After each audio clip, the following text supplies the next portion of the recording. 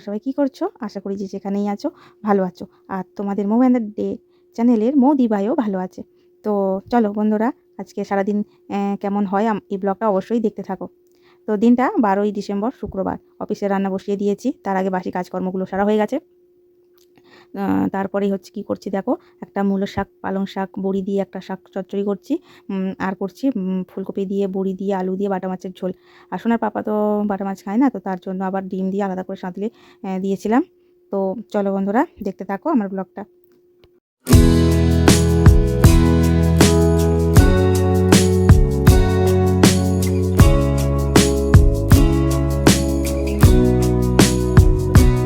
যে ডিম কটা রাখতে গেলাম, ডিম এনে দিয়েছে রিজু, তো তার জন্য ওইখানেই ছিল বার করা, ফ্রিজে ঢোকানো হয়নি। একটা ডিম সোনার পাপার জন্য বার করে নিলাম, আর বাকি কটা ফ্রিজে রেখে দিলাম। তো তারপরেই আবার সোনাকে হচ্ছে খাওয়াতে হবে। তার এইদিকে বাটা মাছ কটা ভাজছি। আর কি বলবো বন্ধুরা, একটা কথা খুব মনে হচ্ছে যে বিয়ের আগের জীবন, বিয়ের পরের জীবন কত পার্থক্য হয় না। তখন আমি রুটি করতে পারতাম না, এই মাছ কাটতে পারতাম না। একে একে সব কিছুই যেন সংসার পরিস্থিতি শিখিয়ে দেয় একটা মেয়ে, আর শিখিয়ে দেয় একটা মেয়ের থেকে যখন মা হয়ে ওঠে আরও কিছু শিখিয়ে দিয়ে যায় এই সংসার। তো এই দেখো, সোনাকে মাছটা খাইয়ে দিয়েছিলাম, আর ওইটুকুনি কাঁটা মুড়ো বেঁচেছিল, সেটা আমি খেয়ে নেবো। আর তারপরে আমি আজকের শাকটা এত ভালো হয়েছিল, তো আমি মানে সোনার পাপা খেয়েও অনেকটা বেশি হয়েছিল, তো আমি সবটাই খেয়ে নিয়েছিলাম। মানে এত ভালো লেগেছিল শাকটা। অন্যদিন করি কিন্তু এত ভালো লাগেনি। আর বাটা মাছের ঝোলটাও খুব সুন্দর হয়েছিল। তো তার জন্য খাওয়া দাওয়াটা সেরে নিলাম, আর সোনাকে ঘুম পাড়িয়ে দিলাম। সোনাকে ঘুম পাড়িয়ে দিয়েই আবার চলে এলাম পুকুর ঘাটে বাসন কটা মাজতে।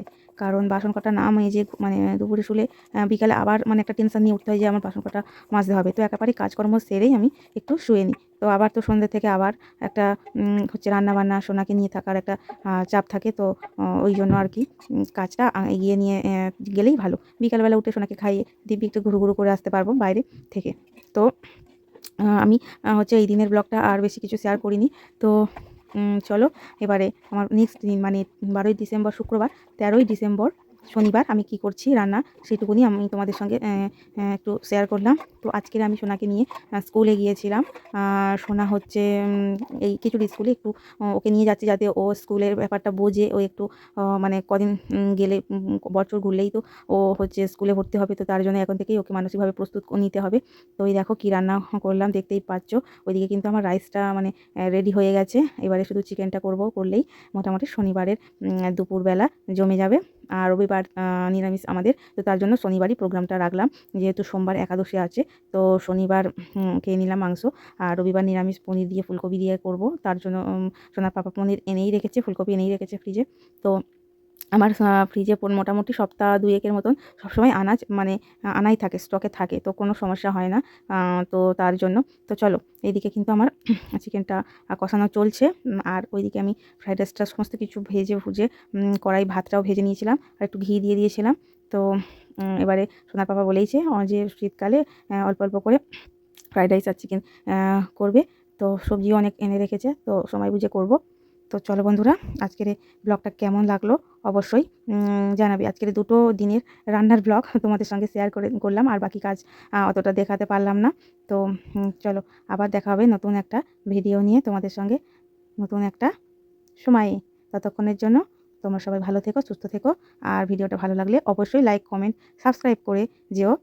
সেটা অবশ্যই করো, যেন ভুলে যেও না। তো চলো বন্ধুরা, টাটা। আবার দেখা হবে নতুন একটা ভিডিওতে তোমাদের সঙ্গে নিয়ে। আর জানো বন্ধুরা, এবছর আমাদের মানে বাড়ির কাছে বইমেলা হয়েছিল, কিন্তু সোনার এত সর্দি ধাত, আমি না যেতে পারিনি সোনাকে নিয়ে। সোনার বয়সী আমার বান্ধবীরা সব ফেসবুকে ছবি দিয়েছে, তারা বর্ণপরিচয় কিনেছে, অনেক বই কিনেছে, সোনারও বই কেনা আছে। তবুও না মনটা এই ছবিগুলো দেখে মনটা খচখচ করছিল। আমিও যদি যেতাম সোনার জন্য আরও নতুন নতুন কতই না বই নিয়ে আসতে পারতাম। তো সেই বান্ধবীটা ছবি দিয়েছে পুরো মেলার শেষ দিনে রাত্রে। তো কী আর করা যাবে, অত আমার হ্যাঁ শুনেছিলাম বইমেলা হচ্ছে, কিন্তু বাচ্চাদের বই শোনার জন্য কিনবো অতটাও আমার মাথায় ছিল না। যদি মাথায় থাকতো অবশ্যই সোনাকে নিয়ে যাওয়ার চেষ্টা করতাম। যেহেতু মানে আমাদের আমরা যেখানে থাকি সেখান থেকে ওই মিনিট 10-15 হবে বাইকে গেলে। তো আর কি আর হবে, যাওয়া হলো নি। তো দেখি সোনা বড় হলে অবশ্যই যাব। মানে বড় হলে বলতে সামনের বছর আছে। আর সোনার এত সর্দির ধাত না, একটু হাওয়া লাগলেই হ্যাঁচি হয়। তো সেই জন্য যেতে পারিনি, কিন্তু বইমেলাটায় অবশ্যই যেতাম। আর রাসমেলায় তো যাওয়াই হয়নি, ফতেপুরে বলো, সরারহাট বলো, কোথাও রাসমেলায় যাওয়া হয়নি। শুনছি এই হয়েছে সেই হয়েছে, কিন্তু মনটা ইচ্ছা করলেও সোনার শরীরের দিকে নজর দিতে তো হবে, যেহেতু আমি একজন মা। তো আনন্দটা পরে এর বছর হলেও হবে, সোনার স্বাস্থ্যটা আগে দেখে রাখতে হবে, তাই না? তো চলো বন্ধুরা, অনেক বকবক করে ফেললাম, অনেক কথা বলে দিলাম তোমাদের সঙ্গে। তো চলো টাটা।